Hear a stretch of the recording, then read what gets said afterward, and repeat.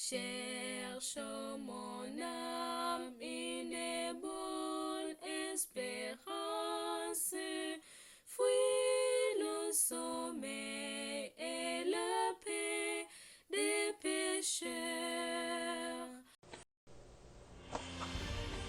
Chapitre 39.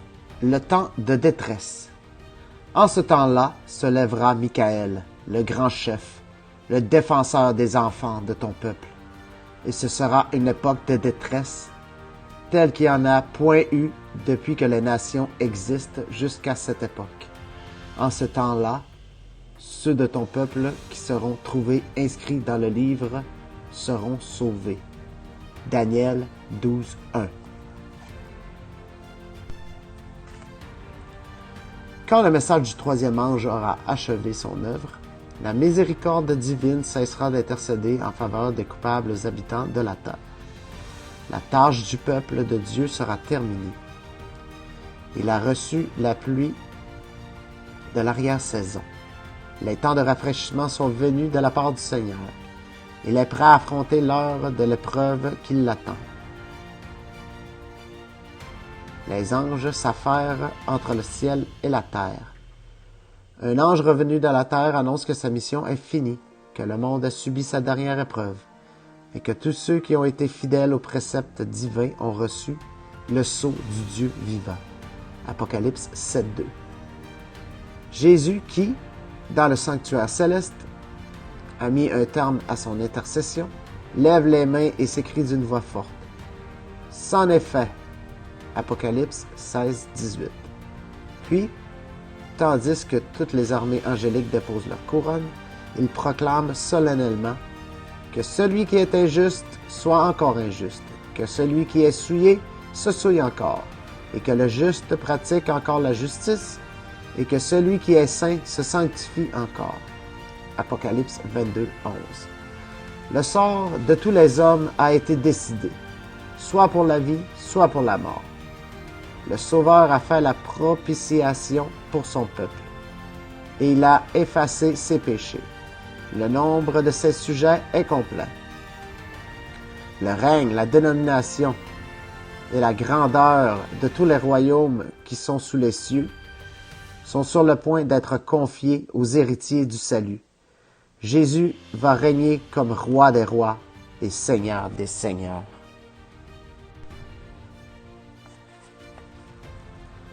Au moment où il quittera le sanctuaire, les habitants de la terre seront plongés dans les ténèbres. À cette heure lugubre, les justes devront vivre devant la face de Dieu sans intercesseur. Les restrictions qui pesaient sur les pécheurs étant levées, Satan exercera un empire absolu sur les impénitents irréductibles. La grâce divine sera parvenue à son terme. Le monde aura rejeté la miséricorde de Dieu, méprisé son amour et foulé aux pieds sa loi. Les méchants auront franchi les limites de leur temps de probation. L'Esprit de Dieu auquel ils auront obstinément résisté leur sera enfin retiré. N'étant plus protégés par la grâce divine, ils seront à la merci de Satan, qui plongera alors les habitants de la terre dans la grande détresse finale. Les anges de Dieu, ayant cessé de tenir en échec la violence des passions humaines, tous les éléments de discorde seront déchaînés. Le monde entier passera par une catastrophe plus redoutable que celle dans laquelle périt l'ancienne Jérusalem. Un seul ange fit autrefois mourir tous les premiers-nés des Égyptiens et plongea le pays dans le deuil. Quand David pécha contre Dieu, en faisant le dénombrement du peuple, un seul ange suffit pour produire l'hécatombe qui frappa Israël. La puissance de destruction exercée jadis sur l'ordre de Dieu par des saints anges sera, dès qu'il le leur permettra, abandonnée aux mauvais anges. Il y a maintenant des forces toutes prêtes à répandre la désolation en tout lieu et qui n'attend que la permission de Dieu. On a souvent accusé ceux qui honorent Dieu d'attirer des fléaux sur l'humanité. À ce moment-là, ils seront considérés comme étant la cause des effrayantes convulsions de la nature, aussi bien que des luttes sanglantes qui désoleront la terre. En outre, la puissance du dernier avertissement ayant enflammé la colère de ceux qui l'ont rejeté, l'esprit de haine et de persécution, intensifié par Satan, se déchaînera contre les fidèles. Quand Dieu se fut retiré du milieu de la nation israélite, ni les sacrificateurs, ni le peuple n'en eurent conscience.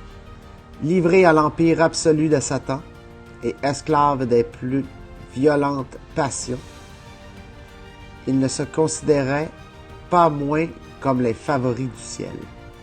Les cérémonies suivaient leur cours dans le temple. On offrait des sacrifices sur des autels souillés de crimes et on invoquait chaque jour la bénédiction du ciel sur un peuple coupable du sang du Fils de Dieu et assoiffé de celui de ses disciples et apôtres. L'humanité ne se doutera pas davantage que des décisions irrévocables auront été prises dans le sanctuaire, que l'Esprit de Dieu se sera définitivement retiré et que la destinée du monde aura été scellée pour l'éternité. On continuera de pratiquer les formes du culte et une ardeur satanique revêtira les apparences d'un grand zèle pour le service de Dieu.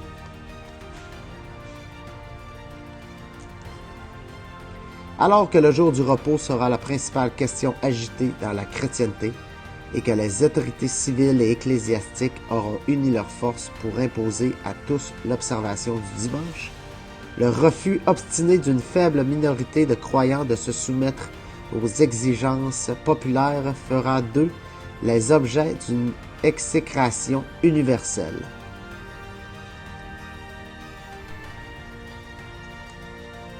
On déclarera qu'on ne doit pas tolérer les quelques individus qui résistent à une institution de l'Église et à une loi de l'État.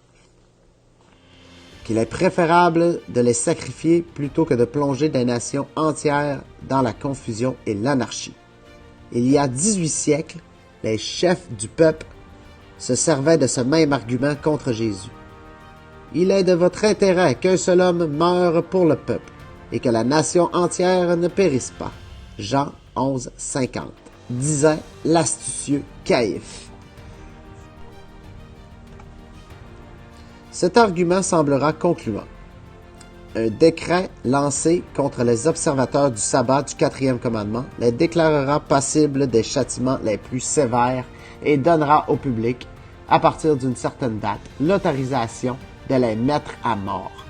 Le romanisme dans l'Ancien Monde et le protestantisme apostat dans le Nouveau adopteront les mêmes mesures envers ceux qui honorent les statuts de l'Éternel. Le peuple de Dieu sera alors plongé dans les scènes d'affliction et d'angoisse, que le prophète qualifie de temps de détresse de Jacob. Ainsi parle l'Éternel. Nous entendons des cris d'effroi, c'est l'épouvante. Ce n'est pas la paix. Pourquoi tous les visages sont-ils devenus pâles? Malheur, car ce jour est grand. Il n'y en a point eu de semblable. C'est un temps d'angoisse pour Jacob, mais il en sera délivré. Jérémie 30, 5 à 7.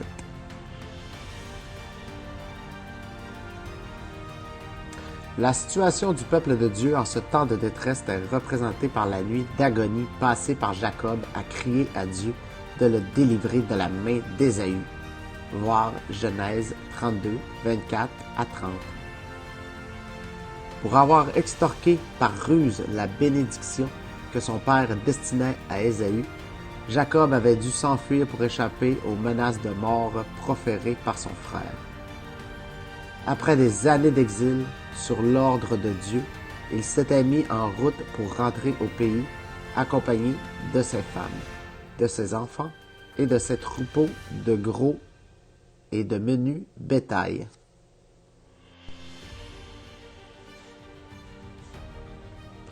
Parvenu à la frontière, il fut frappé de terreur par la nouvelle que son frère, évidemment animé d'un sentiment de vengeance, venait à sa rencontre à la tête d'une troupe d'hommes armés. Jacob comprit que, sans armes et sans défense, sa caravane était, selon toute probabilité, condamnée à être massacrée. À ce motif d'effroi venant s'ajouter de cuisants remords, à la pensée que son péché était cause de ce danger. Son unique espérance résidait dans la miséricorde de Dieu. Sa seule arme était la prière. Il négligea néanmoins aucune précaution pour réparer le tort fait à son frère et pour conjurer le péril qui le menaçait. À l'approche du temps de détresse, le peuple de Dieu devra faire également tout ce qui est en son pouvoir pour gagner les bonnes grâces du public, pour désarmer les préjugés et détourner le danger qui menacera la liberté de conscience.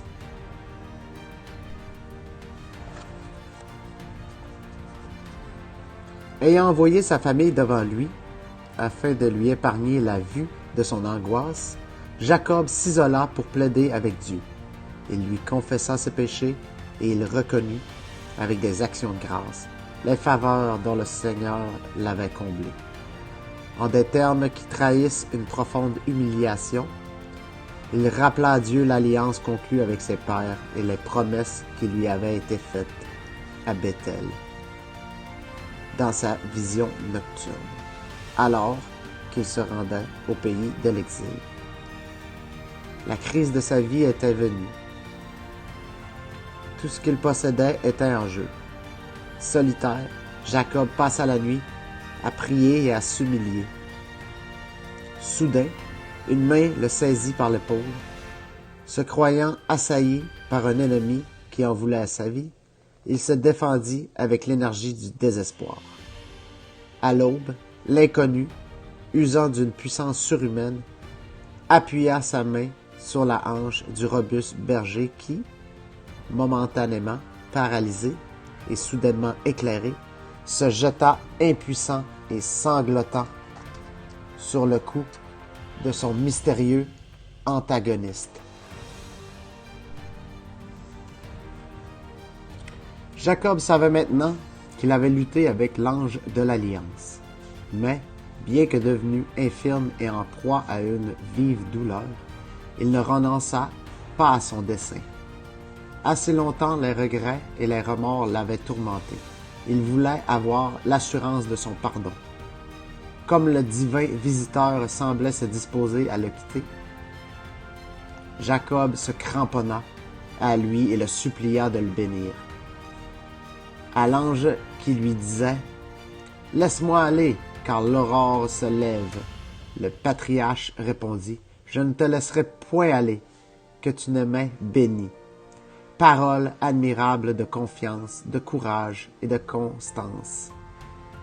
Si elle avait été dictée par l'orgueil ou la présomption, Jacob aurait été instantanément foudroyé. Mais son assurance était celle de l'homme qui, ayant confessé sa faiblesse et son indignité, a confiance en la miséricorde d'un Dieu fidèle à son alliance. Il lutta avec l'ange, et il fut vainqueur. Osée 12:5. Grâce à son humiliation, à sa repentance et au complet abandon de soi-même, ce mortel, faillible et pécheur remporta la victoire dans sa lutte avec la majesté du ciel. De sa main tremblante, il s'était saisi des promesses de Dieu, et celui dont le cœur brûle d'un amour infini n'avait pu rejeter la supplication du pénitent. Comme preuve de son triomphe, et pour encourager d'autres malheureux à suivre son exemple, le nom de Jacob, qui rappelait son péché, fut remplacé par un autre, Israël, qui commémorait sa victoire. Le fait que Jacob fut le plus fort en luttant avec Dieu devint pour lui un gage de la promesse qu'il serait aussi vainqueur en luttant avec les hommes. Il ne craignit donc plus d'affronter la colère de son frère. L'Éternel était son défenseur. Satan avait accusé Jacob devant les anges de Dieu. Il prétendait avoir le droit de le faire mourir à cause de son péché. Il avait ensuite poussé Ésaü à marcher contre lui. Et, au cours de la longue bataille nocturne, le tentateur s'était efforcé de décourager le patriarche en lui rappelant sa transgression et de lui faire abandonner la partie. Certain que, sans le secours du ciel, il était irrémédiablement perdu, Jacob faillit tomber dans le désespoir. Mais, tout en regrettant sincèrement sa grande faute, il fit appel à la miséricorde divine, refusant de se laisser détourner de son but. Se cramponnant à l'ange, il lui présenta sa requête avec une intensité et une ferveur telles qu'il remporta la victoire.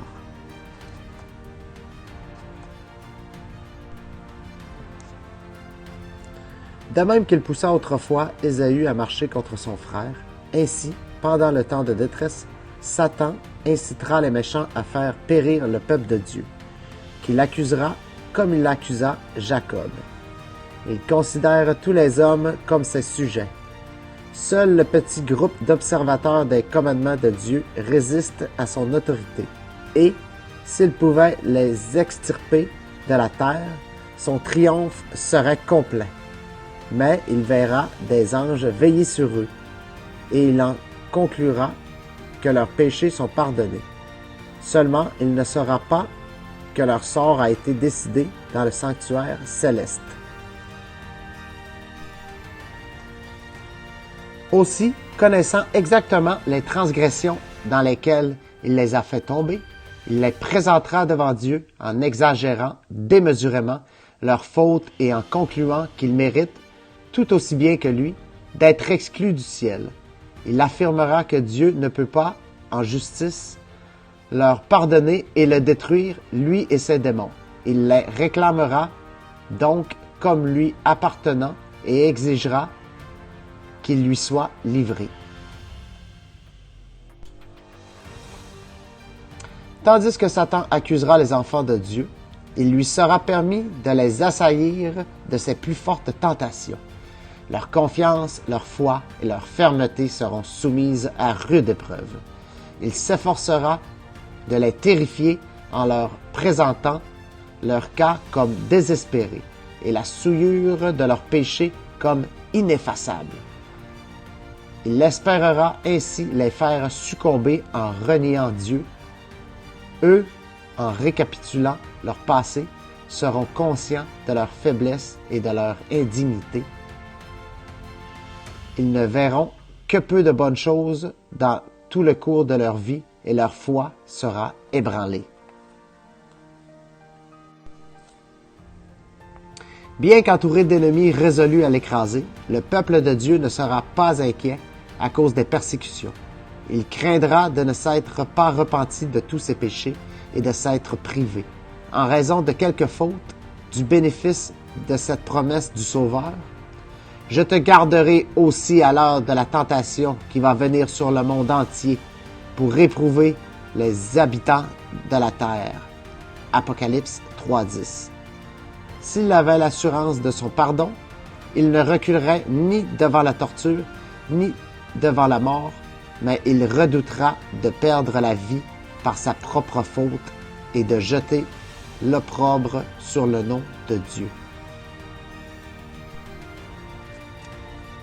De tous côtés, les croyants n'entendent parler que de complots et de trahisons et verront s'organiser des machinations meurtrières. Ils éprouveront alors un désir intense de voir la fin du règne de l'apostasie et de la méchanceté. Et tandis qu'ils supplieront Dieu à cet effet, ils se reprocheront de n'avoir pas plus de puissance pour contenir la marée montante du mal. Ils se diront que s'ils avaient toujours employé leurs facultés au service du Christ, s'ils s'étaient constamment fortifiés, Satan aurait moins de pouvoir contre eux. Mais, tout en s'affligeant devant Dieu de leurs nombreux péchés, ils se rappelleront leur repentance et se réclameront de cette promesse du Sauveur. Qu'on me prenne pour refuge, qu'on fasse la paix avec moi, qu'on fasse la paix avec moi. Ésaïe 27, 5. Leur foi ne les abandonnera pas parce que leurs prières ne seront pas aussitôt exaucées. Malgré une vive souffrance, malgré leurs terreurs et leurs angoisses, ils ne se relâcheront point dans leurs intercessions. Ils se cramponneront à la puissance de Dieu, de même que Jacob s'attachait à l'ange. Et ils répéteront avec lui, « Je ne te laisserai point aller que tu ne m'aies béni. »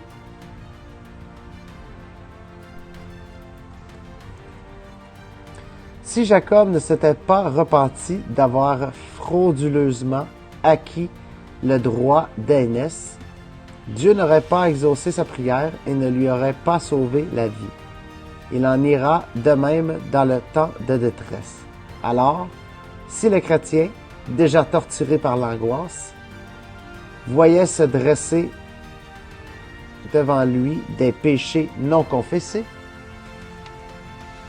il succomberait, sa foi sombrerait et il n'aurait plus assez de confiance pour supplier Dieu de le délivrer. Mais, en dépit du vif sentiment de son indignité, il n'aura pas de péché caché à confesser. Ses fautes auront déjà passé en jugement et elles auront été effacées. Il ne s'en souviendra plus.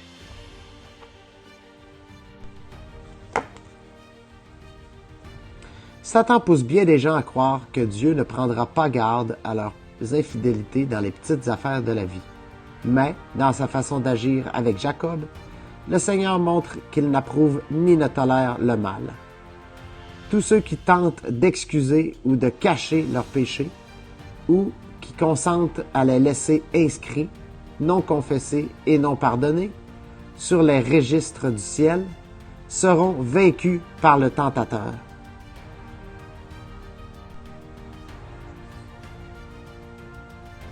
Leur conduite est d'autant plus odieuse aux yeux de Dieu et le triomphe de leurs grands adversaires d'autant plus certain que leur profession est plus élevée et la position qu'ils occupent plus honorable. Ceux qui renvoient leur préparation en vue du jour de Dieu ne pourront l'acquérir ni pendant ni après le temps de détresse. Leur cas est sans issue. Les soi-disant chrétiens qui devront affronter cet effrayant conflit sans s'y être préparés, confesseront alors leurs péchés avec des accents de désespoir dont se moqueront les méchants.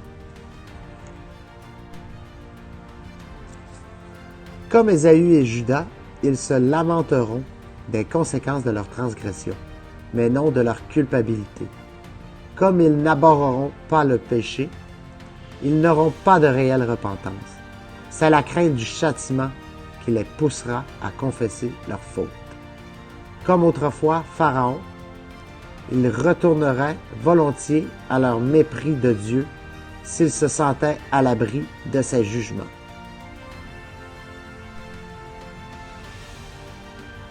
L'histoire de Jacob nous assure que Dieu ne rejette pas ceux qui ont été séduits, tentés et entraînés dans le péché, mais qui reviennent à lui par une conversion véritable. Tandis que Satan s'efforce de consommer les ruines, Dieu leur envoie ses anges pour les consoler et les protéger à l'heure du danger. Les assauts du diable sont puissants et déterminés et ses tentations redoutables, mais les yeux du Seigneur sont sur les siens et ses oreilles sont attentives à leurs cris.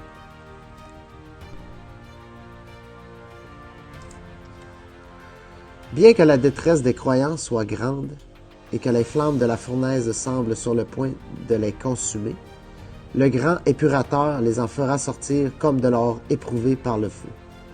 L'amour de Dieu pour ses enfants, au jour de leur plus rude épreuve, sera aussi puissant et aussi tendre que dans leurs jours les plus ensoleillés. Mais il faut qu'ils passent au creuset, que leur mondanité se consume et qu'ils réfléchissent parfaitement l'image du Sauveur. Le temps de détresse et d'angoisse qui est devant nous exige une foi capable de supporter la fatigue, les délais et la faim. Une foi qui ne faiblira pas sous l'épreuve. Une période de grâce nous est accordée pour nous y préparer.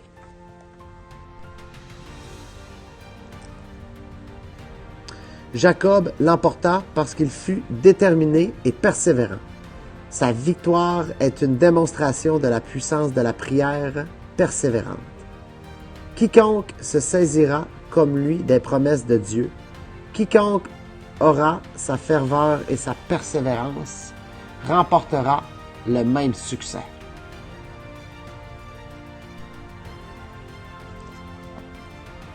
Ceux qui ne sont pas disposés au renoncement et à la prière prolongée jusqu'à l'agonie, en quête de la bénédiction de Dieu, ne l'obtiendront pas. Luttez avec Dieu.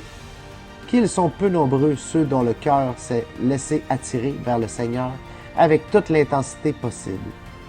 Quand les vagues d'un désespoir inexprimable déferlent sur l'âme du suppliant, combien peu se cramponnent aux promesses de Dieu.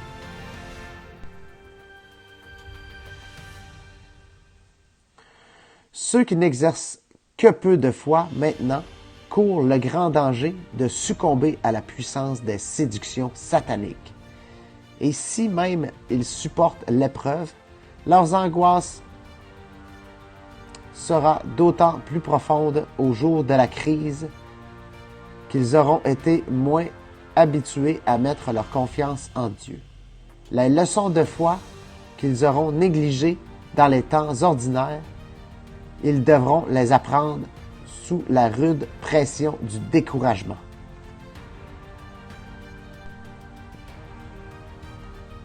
Nous devons dès maintenant mettre les promesses de Dieu à l'épreuve.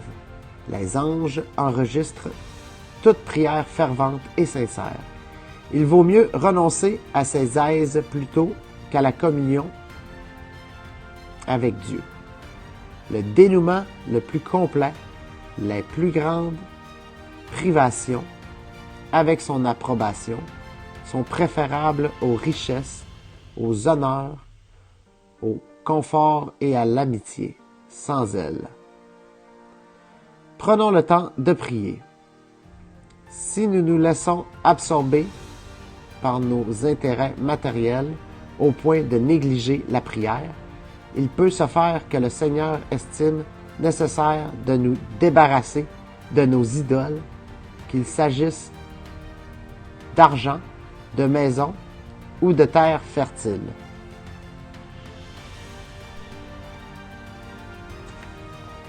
La jeunesse ne se laisserait pas séduire par le péché si elle refusait de se rendre là où elle ne peut demander à Dieu de l'accompagner de sa bénédiction. Si les messagers qui portent au monde un dernier et solennel avertissement demandaient l'aide de Dieu, non avec indolence ou indifférence, mais avec la même ferveur et la même foi que Jacob, ils pourraient souvent répéter « J'ai vu Dieu face à face, et mon âme a été sauvée. » Genèse 32, 30. Ils seraient des princes aux yeux du Seigneur, parce qu'ils auraient vaincu dans leur lutte avec Dieu et avec les hommes.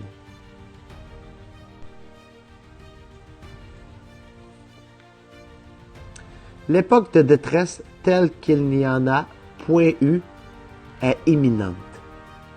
Il nous faudra alors une vie chrétienne que nous ne possédons pas maintenant et à laquelle l'indolence de plusieurs les empêchera de parvenir. Il arrive souvent que les difficultés soient plus grandes de loin que de près, mais ce ne sera pas le cas de la crise qui est devant nous. Les descriptions les plus palpitantes sont au-dessous de la réalité. À ce moment-là, toute âme devra subsister seule devant Dieu.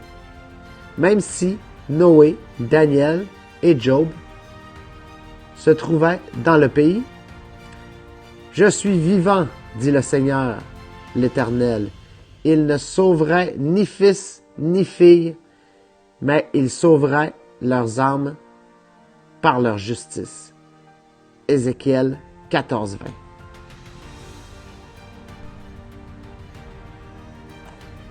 C'est maintenant, pendant que notre souverain sacrificateur fait encore propitiation pour nous, que nous devons nous efforcer de réaliser la perfection qui est en Jésus-Christ.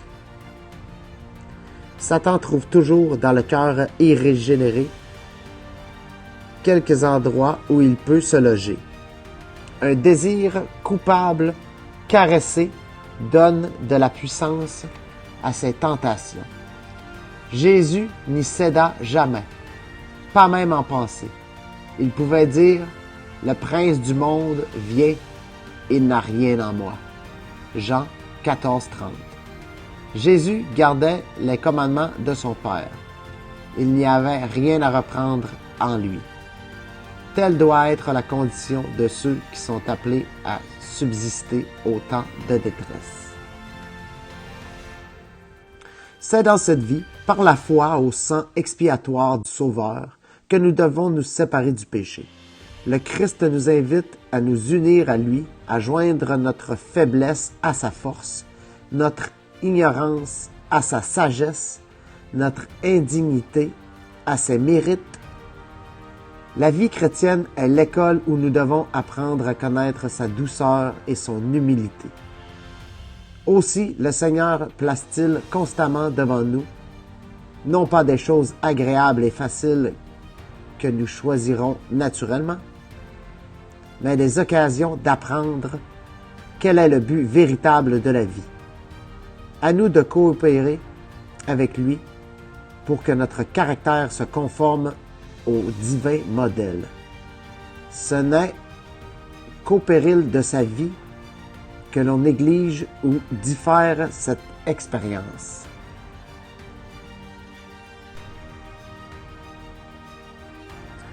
Au cours d'une vision, Saint Jean entendit une voix qui disait « Malheur à la terre et à la mer, car le diable est descendu vers vous, animé d'une grande colère, sachant qu'il a peu de temps. » Apocalypse 12, 12. Les scènes qui provoquent cette exclamation de la voix céleste sont effrayantes. À mesure que son temps se raccourcit, Satan redouble de colère, et c'est pendant le temps de détresse que son œuvre de séduction et de destruction parviendra à son point culminant.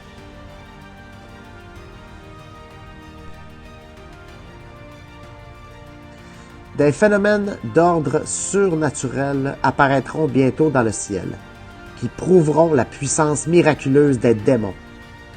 Les esprits malins se rendront auprès des rois et auprès de tous les habitants de la terre pour les séduire et les engager à unir leurs forces à celles de Satan dans sa lutte suprême contre le gouvernement de Dieu. C'est ainsi que le peuple et souverain seront ensorcelés. Des personnages s'élèveront qui se donneront pour le Christ et se réclameront des titres et du culte qui reviennent au Rédempteur du monde. Ils opéreront des guérisons et prétendront être porteurs de révélations célestes. Pour couronner le grand drame de la séduction, Satan lui-même simulera l'avènement du Seigneur que l'Église attend depuis si longtemps comme la consommation de ses espérances. En diverses parties du monde, on verra paraître un personnage majestueux, auréolé d'une gloire éclatante qui rappellera la description du Fils de Dieu donnée dans l'Apocalypse. Voir Apocalypse 1, 13 à 15. Son éclat dépassera tout ce que les yeux des mortels auront jamais contemplé. Ce cri de triomphe déchirera les airs. Le Christ est venu! Le Christ est venu! Les foules se prosterneront devant lui pour l'adorer, tandis qu'il lèvera les mains pour les bénir, exactement comme Jésus lorsqu'il bénissait ses disciples au jour de sa chair. Sa voix sera douce, contenue et fort mélodieuse. Affable et compatissant, il répétera quelques-unes des vérités célestes et consolantes prononcées par le Seigneur. Il guérira les malades, puis, en vertu de son autorité, ce faux Christ affirmera avoir transféré le sabbat au dimanche et ordonnera à chacun de sanctifier le jour qu'il a béni.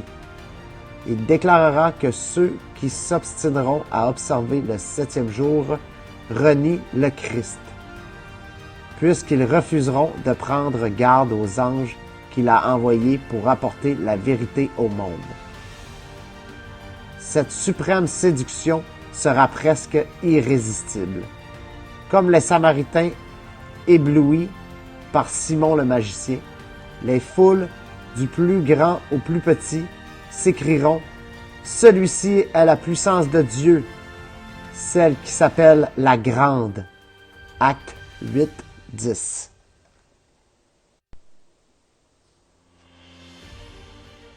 Mais le peuple de Dieu ne se laissera pas mystifier.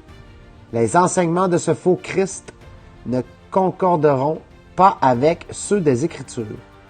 Il bénira les adorateurs de la bête et de son image, ceux-là même auxquels l'Éternel sera sur le point de faire boire le vin sans mélange de la coupe de sa colère.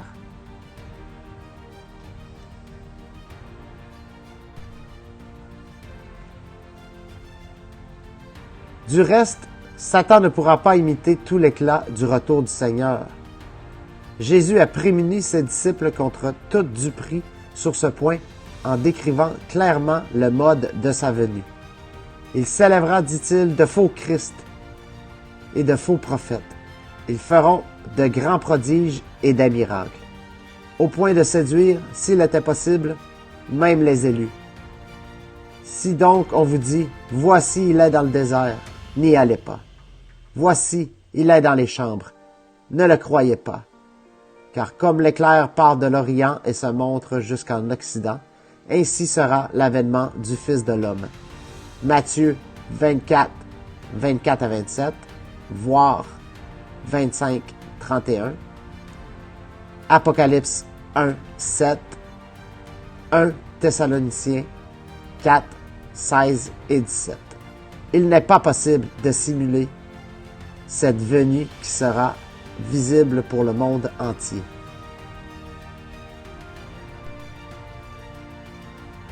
Seuls échapperont à la redoutable séduction qui subjuguera le monde ceux qui étudient diligemment les Écritures et qui ont l'amour de la vérité.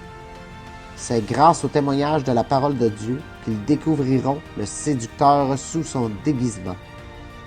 L'heure de l'épreuve sonnera pour tous et le crible de la tentation fera connaître les vrais chrétiens.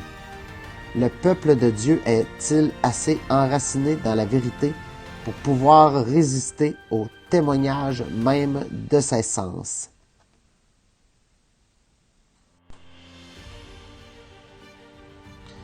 Saura-t-il, au cours de cette crise, s'attacher aux Écritures et aux Écritures seules? Satan fera tout pour empêcher les fidèles de se préparer à rester fermes. Il disposera les circonstances de façon à leur barrer la route, à les absorber par des trésors terrestres, à les charger d'occupation et à appesantir leur cœur par les soucis de la vie, afin que, tel un voleur, le jour de l'épreuve les prenne à l'improviste.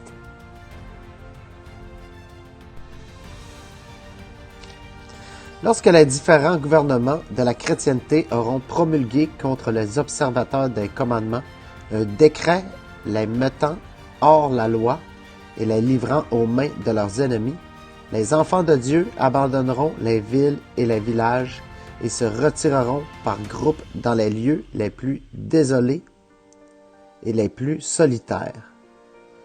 Comme les chrétiens des vallées vaudoises, beaucoup d'entre eux trouveront un refuge dans les montagnes, où ils établiront leur sanctuaire et rendront grâce à Dieu pour les rochers. Ésaïe 33, 16. Mais un grand nombre d'entre eux, de toutes nations, riches et pauvres, petits et grands, noirs et blancs, seront réduits au plus injuste et au plus cruel esclavage. Les bien-aimés de Dieu, chargés de chaînes, condamnés à mort, passeront de longues journées derrière des barreaux de prison. Quelques-uns seront même apparemment destinés à mourir d'inanition en des cachots infects où leurs soupirs ne seront recueillis par aucune oreille humaine et où nul n'ira leur porter secours.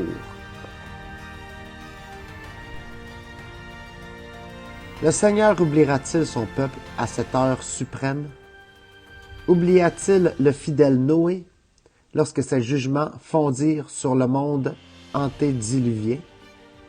Oublia-t-il Lot lorsque le feu du ciel dévora les villes de la plaine?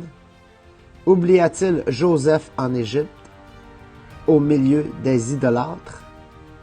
Oublia-t-il Élie, menacé par Jézabel du sort qu'il avait fait subir aux prophètes de Baal? Oublia-t-il Jérémie dans le puits fangueux qui lui servait de prison? Oublia-t-il les 3 jeunes Hébreux dans la fournaise ardente, ou Daniel dans la fosse aux lions?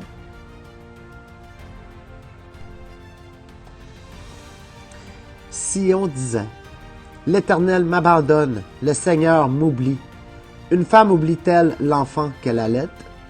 N'a-t-elle pas pitié du fruit de ses entrailles? Quand elle l'oublierait, moi je ne t'oublierai point. Voici, je t'ai gravé sur mes mains.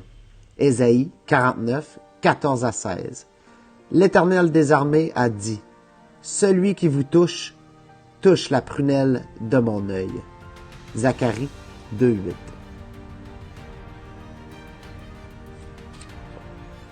Les jugements de Dieu fondront sur ceux qui veulent opprimer et anéantir son peuple. Si sa longue patience enhardit les méchants et les encourage dans la transgression, leur châtiment, pour être différé, n'en est ni moins certain, ni moins terrible.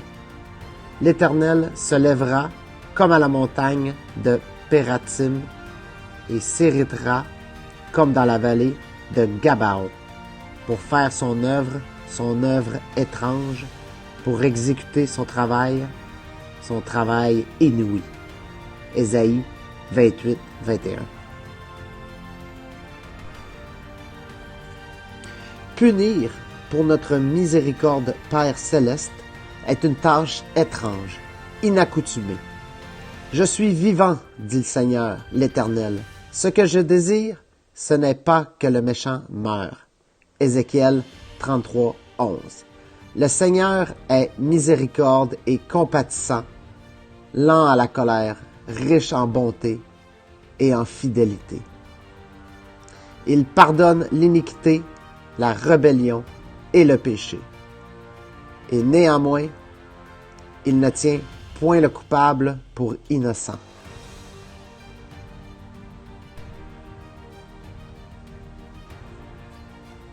Dès que Jésus n'intercédera plus dans le sanctuaire, le vin de la colère de Dieu, dont sont menacés les adorateurs de la bête et de son image, et ceux qui reçoivent sa marque, voir Apocalypse 14, 9, 10, leur sera versé. Les plaies dont souffrit l'Égypte quand Dieu était sur le point d'en faire sortir son peuple étaient de même nature que celles, plus terribles et plus universelles, qui fondront sur le monde avant la délivrance finale du peuple de Dieu. Le voyant de Patmos en parle en ces termes. Un ulcère malin et douloureux frappa les hommes qui avaient la marque de la bête et qui adoraient son image. Et la mer devint du sang, comme celui d'un mort, et tout être vivant mourut, tout ce qui était dans la mer. Les fleuves et les sources des eaux devinrent du sang. Quelque terribles que soient ces fléaux, ils sont justifiés. L'ange de Dieu fait cette proclamation. Tu es juste, tu es saint, parce que tu as exercé ce jugement. Car ils ont versé le sang des saints et des prophètes, et tu leur as donné du sang à boire. Ils en sont dignes. Apocalypse 16, 2 à 6 et 8 et 9. En condamnant à mort le peuple de Dieu, ils se sont rendus coupables de son sang aussi réellement que s'ils l'avaient versé.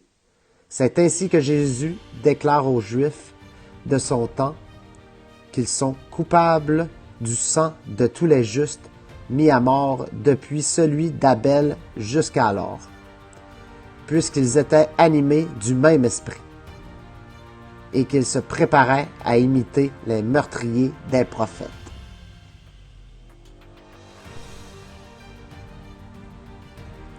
Dans la plaie suivante, le pouvoir est donné au soleil, de brûler les hommes par le feu, et les hommes furent brûlés par une grande chaleur.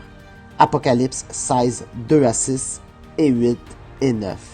Les prophètes décrivent ainsi la condition de la terre en ce temps redoutable. La terre est attristée, parce que la moisson des champs est perdue. Tous les arbres des champs sont flétris. La joie a cessé parmi les fils de l'homme. Les semences ont séché sous les mottes.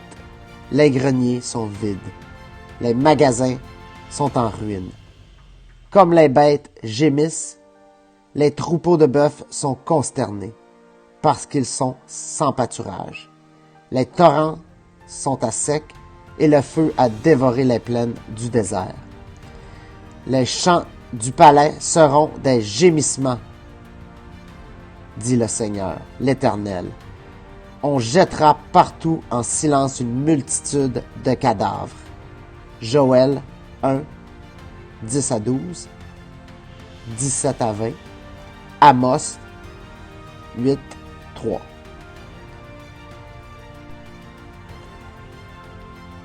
Ces plaies ne seront pas universelles. Autrement, les habitants de la terre périraient tous. Elles compteront toutefois parmi les plus terribles qui aient frappé les mortels.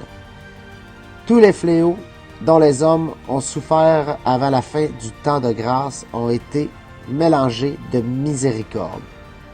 Le sang de Jésus, offert en leur faveur, a toujours préservé les méchants du juste salaire de leurs iniquités. Mais, sous les plaies finales, la colère de Dieu sera versée sans pitié. En ce jour-là, des multitudes chercheront l'abri de la miséricorde divine qu'elles ont si longtemps méprisée. Les jours viennent, dit le Seigneur l'Éternel, où j'enverrai la famine dans le pays, non pas la disette du pain et la soif de l'eau, mais la faim et la soif d'entendre la parole de l'Éternel. Ils seront alors errants dans une mer à l'autre, du septentrion à l'orient. Ils iront çà et là pour chercher la parole de l'Éternel, et ils ne la trouveront pas. Amos 8, 11 et 12.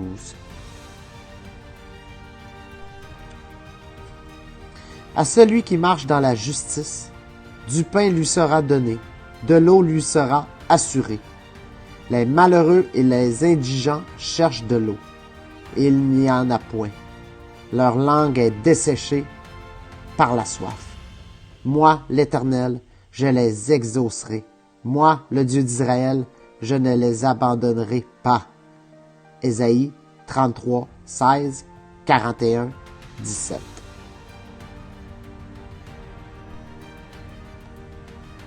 Le figuier ne fleurira pas, la vigne ne produira rien, le fruit de l'olivier manquera, les champs ne donneront pas de nourriture, les brebis disparaîtront du pâturage, et il n'y aura plus de bœuf dans les étables.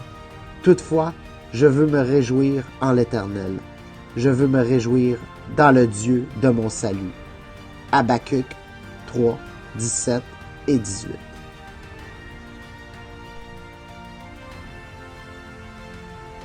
L'Éternel est celui qui te garde. L'Éternel est ton ombre à ta main droite. Pendant le jour, le soleil ne te frappera point, ni la lune pendant la nuit. L'Éternel te gardera de tout mal. Il gardera ton âme. Psaume 121, 5 à 7. Celui qui te délivre du filet de l'oiseleur, de la peste et de ses ravages, il te couvrira de ses plumes, et tu trouveras un refuge sous ses ailes. Sa fidélité est un bouclier et une cuirasse. Tu ne craindras ni les terreurs de la nuit, ni la flèche qui vole de jour, ni la peste qui marche dans les ténèbres, ni la contagion qui frappe en plein midi.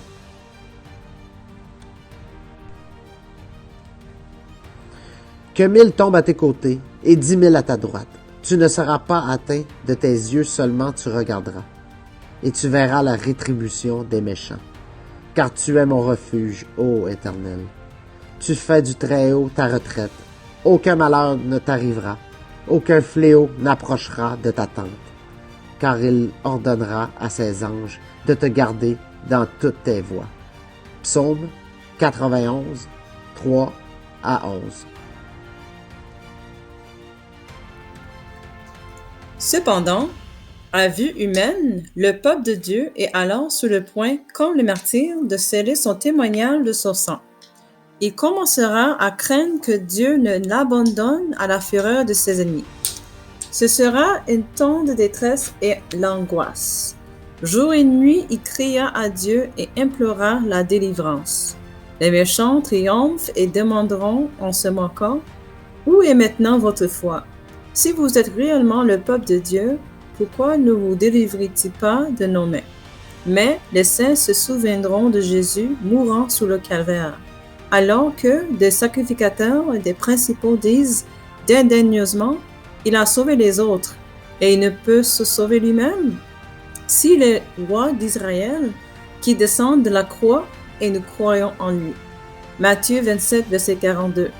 Tous les saints comme Jacob lutteront alors avec Dieu. Le pâleur de leurs traits révélera le combat d'intérieur.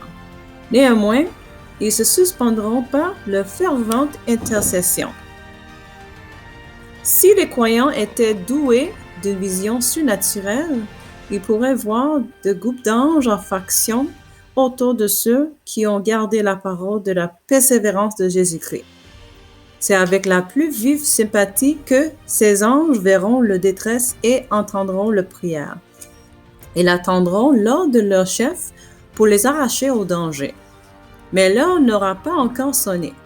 Il faut que le peuple de Dieu boive la coupe du Seigneur et soit baptisé de son baptême. Ce retardement si pénible pour lui sera en réalité le meilleur exaucement de ses prières.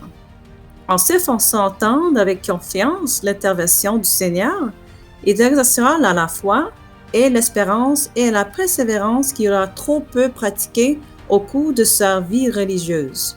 En portant, pour l'amour des élus, ce temps de détresse sera abrégé. Et Dieu ne fera-t-il pas justice à ses élus, qui crient à lui jour et nuit, et tardera-t-il à leur regard? Je vous le dis, il le fera promptement justice. Luc 18, versets 7 et 8.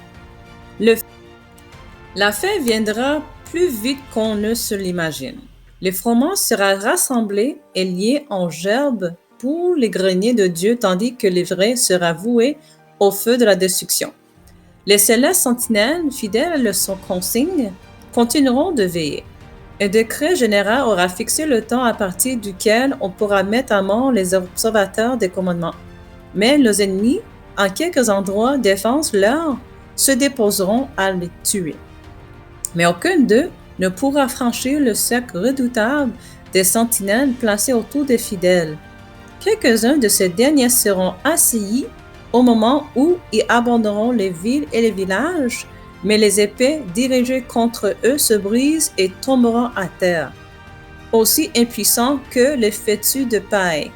D'autres seront défendus par des anges ayant revêtu l'aspect de guerriers. Dans tous les siècles, Dieu a envoyé ses anges au secours de ses serviteurs. Ces êtres célestes ont joué un rôle actif dans les affaires humaines. Ils ont paru en vêtements éblouissants comme éclairs. On les a vus sous une apparence humaine, en costume de voyageurs. Ils se sont montrés à des hommes de Dieu. Apparemment, là, ils se sont reposés à l'heure du midi à l'aube de chêne et ont accepté l'hospitalité. Ils ont rempli des fonctions de guide auprès de voyageurs égarés. De leurs propres mains, ils ont allumé le feu de hôtel. Ils ont ouvert les portes des prisons pour libérer des serviteurs de Dieu. Revêtus d'une gloire céleste, ils ont roulé la pierre qui ferme l'entrée du sépulcre du Seigneur. Sous une forme humaine, des anges ont souvent fréquenté les assemblées des justes ainsi que celles des méchants, comme à Sodome pour prendre note de leurs actions ou constater s'ils avaient franchi les limites de la patience de Dieu. Dans sa miséricorde par égard pour quelques justes, le Seigneur retient des calamités et prolonge la tranquillité des multitudes. Les pécheurs ne se doutent guère que c'est aux quelques fidèles qui se plaisent à opprimer et à bafouer qui doivent devoir se prolonger leur vie. À l'insu des grands de ce monde, des anges ont souvent pris la parole de leur assemblée. Des yeux humains les ont contemplés, des oreilles humaines ont écouté leur appel, des lèvres mortelles se sont opposées à leurs suggestions et ont persiflé leurs conseils. Des mains sacriléges les ont maltraités. Dans les assemblées nationales, comme devant les tribunaux, ces êtres ont fait preuve d'une grande connaissance des affaires. Ils ont plaidé avec plus de succès la cause des opprimés que leurs défenseurs les plus éloquents. Ils ont déjoué des complots et arrêté des maux qui usent gravement entravé l'œuvre de Dieu et occasionné de vives souffrances à son peuple. À l'heure des périls et de la détresse, l'ange de l'Éternel campe autour de ceux qui le craignent et les arrache au danger. Psaume 34, verset 8. Impatients, les saints attendent le signe de la venue de leur roi. Quand on demandera aux sentinelles, « Sentinelle, que dis-tu de la nuit ?» Leur réponse invariable sera « Le matin vient et la nuit aussi. » Ésaïe 21, verset 11 à 12. La lumière commencera à poindre sous les hauteurs des montagnes. Bientôt se relèvera la gloire du soleil de justice. L'aube et le crépuscule sont imminents. Tous deux, ce sera le commencement de jour sans fin pour les justes et de nuit éternelle pour les méchants. Pendant que les soldats du Christ feront monter leurs supplications devant Dieu, le voile qui les sépare de l'invisible sembla se lever. Le ciel s'illuminera des lueurs du jour éternel, et ses paroles viendront frapper leurs oreilles comme la mélodie d'un cantique angélique. Tenez bon, voici le secours. En puissant conquérant, Jésus-Christ apportera à ses combattants lâchés une couronne immortelle de gloire. De la porte du ciel entrouverte, il leur dira, « Je suis avec vous, ne craignez point. Je connais toutes vos souffrances. J'ai porté vos douleurs. Vos ennemis sont vaincus. J'ai combattu pour vous. En mon nom, vous êtes plus que vainqueurs. Le Sauveur nous enverra le secours au moment même où nous en aurons besoin. Le chemin du ciel est consacré par l'empreinte de ses pas. Chaque épine qui blesse nos pieds a étranglé les siens. Il a lui-même porté tous les croix dont nous sommes appelés à nous charger. Il a permis la lutte pour nous préparer à la paix. Le temps de détresse sera une terrible creusette pour le peuple de Dieu, mais il regarde en haut avec foi et il se verra enveloppé de l'arc du ciel des promesses divines. Les rachetés de l'Éternel retourneront, ils auront à Sion avec chant de triomphe et une joie éternelle couronnera leur tête. Allégresse et la joie s'approcheront, la douleur et les gémissements s'enfuiront. C'est moi que vous console. Qui es-tu pour avoir peur de l'homme mortel et de fille de l'homme pareil à l'herbe? Et tu oublieras l'Éternel qui t'a fait, et tu trembleras incessamment tout le jour devant la colère de l'oppresseur, parce qu'il qui cherche à détruire? Où donc est la colère de l'oppresseur? Bientôt celui qui a courbé sous les fers sera délivré. Il ne mourra pas dans la fosse, et son pain ne lui manquera pas. Je suis l'Éternel ton Dieu, qui soulève la mer en fait mugir ses flots. L'Éternel des armées est son nom. Je mets mes paroles dans ta bouche et je te couvre de l'ombre de ma main. Ésaïe 51, versets 11 à 16. C'est pourquoi, écoute ceci, malheureuse Yves, mais non du vin. Ainsi parle ton Seigneur l'Éternel, ton Dieu, qui défend son peuple. Voici, je prends de ta main la coupe d'étourdissement, la coupe de ma colère, tu ne boiras plus. Je la mettrai dans la main de tes oppresseurs, qui te disent, couvre-toi et nous passerons. Tu faisais alors de ton dos comme une terre, comme une rue pour les passants. Ésaïe 51, versets 21 à 23. Regardant à travers les siècles, Dieu a contemplé la crise que son peuple devrait affronter quand les puissants de la terre se lègueront contre lui. Captif même en exil, il aura devant lui soit la perspective d'être exécuté, soit celle de périr d'inanition. Mais celui qui a couvert le mer Rouge manifestera sa grande puissance pour mettre un terme à sa captivité. Ils m'appartiendront, dit l'Éternel des armées, au jour que je prépare, j'aurai compassion d'eux comme un homme a compassion de son fils qui le sert. Malachie 3, verset 17. Si le sang des fidèles serviteurs de Jésus-Christ était répandu à ce moment-là, il ne sera pas, comme celui des martyrs, une sémence de chrétiens. L'humanité endurcie ayant repoussé les appels de la miséricorde, et ceux-ci ne se fassent plus entendre, leur fidélité ne servira pas à faire de nouvelles conquêtes. Si les justes devaient maintenant encore être tués par leurs ennemis, le prince des ténèbres triompherait. Il me protégera dans son tabernacle au jour du malheur, dit le psalmiste. Il me cachera sous l'abri de sa tente. Psaume 27, verset 5. Le Sauveur ajoute, « Va, mon peuple, entre dans ta chambre et ferme la porte derrière toi. Cache-toi pour quelques instants jusqu'à ce que la colère soit passée. Car voici l'Éternel sort de sa demeure pour punir les crimes des habitants de la terre. » Ésaïe 26, versets 20 et 21. Glorieuse sera la délivrance de ceux qui auront patiemment entendu sa venue et dont le nom est écrit dans le livre de vie.